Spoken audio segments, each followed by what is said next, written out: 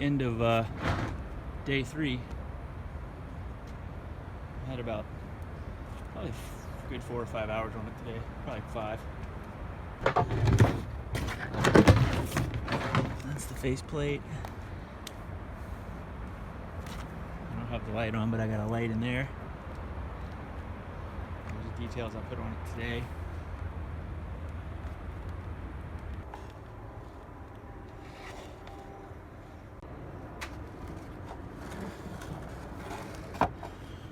So I built another little jig to hand form some plastic. Basically just stood this thing up, get it off the table, and all I need is this little cap piece here to cover up the plywood. So I'm again using my heat gun and just heating this up and hand forming it around the this little shape of plywood I cut. And then I have 2 pipes coming out of it.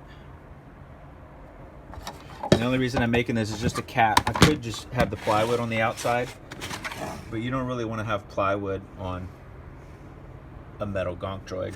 Just once you paint it, you'll be able to still tell it's plywood. You can see the grain and the layers. So I'm just making a cap. It's going to fit it.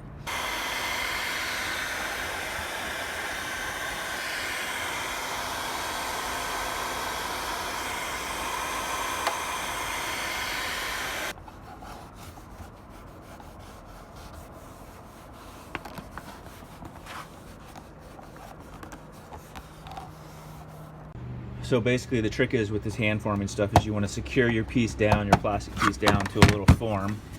Make sure it's not going to move around on you. And stand it up off the table so you have some room to work it.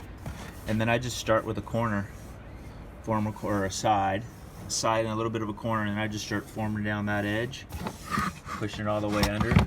Then I move to another corner, work that, get another edge, and just kind of work your way around the piece.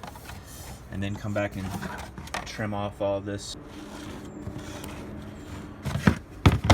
Alright, so there's my part.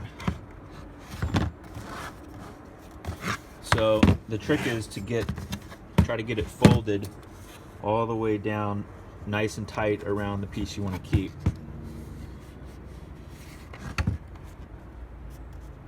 And I like having a few dents and imperfections. That works good for these Gonk Droids.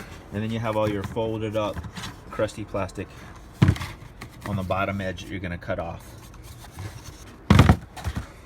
Okay, so now I'm going to cut this edge off and we'll see how it turned out. And one way to get all this excess off is to just pick a piece of wood and the knife that's the same thickness as the wood you have in here, or the piece you have in here for the form, and then just drag it along the edge of the knife, spin the part around and score it, and then score a couple pieces here, and then just start breaking off this excess and start to get your edge. And you can come back later and sand it smooth.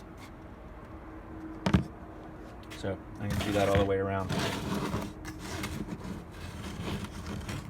And once you score the plastic all the way around and cut a few tabs, it breaks off really easy.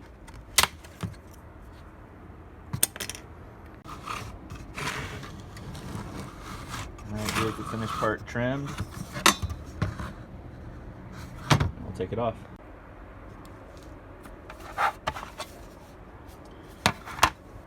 So now instead of seeing that plywood, painted plywood on the outside of the Gonk, it's going to go over here.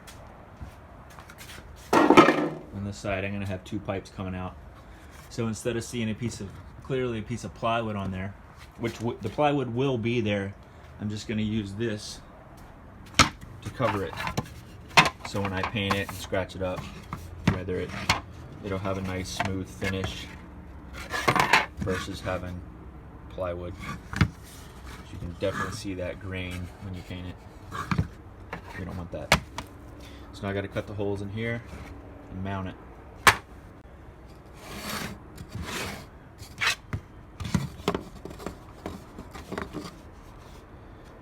Alright, so there's the piece. Punch that through there. So to cut the holes out of the plastic, I just used a pair of tin snips and just used a jigsaw to cut the plywood.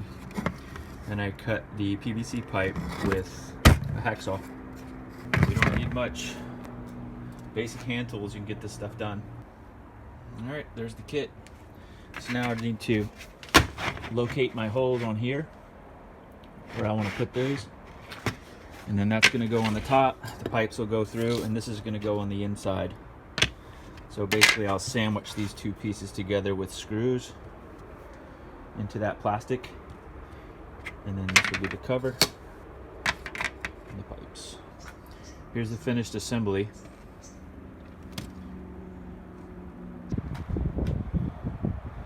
Alright, so I've located this piece on, traced my holes. Now I'm going to start the holes with a drill and then snip them out.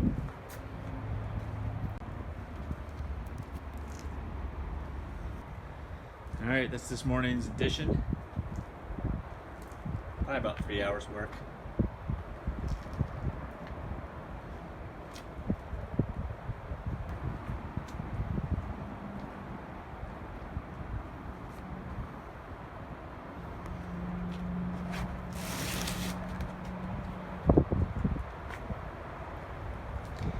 About it for today, day 4.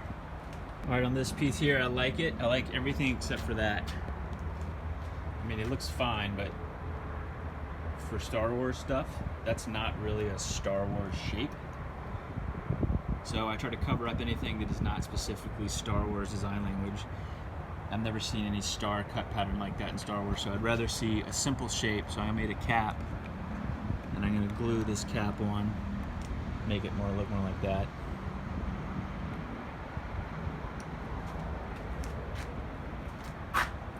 That way it doesn't distract, it's just a nice shape. When it's got that tight star pattern on it, my eye kind of goes to it like, what's that? And if it's not a Star Wars shape, not a signature design element, then there's no point in having it. So yeah, that's gone.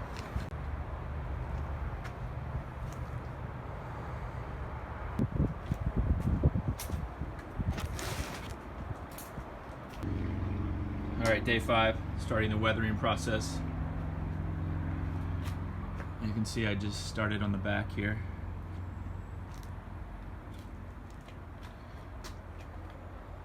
I'm gonna grime it up.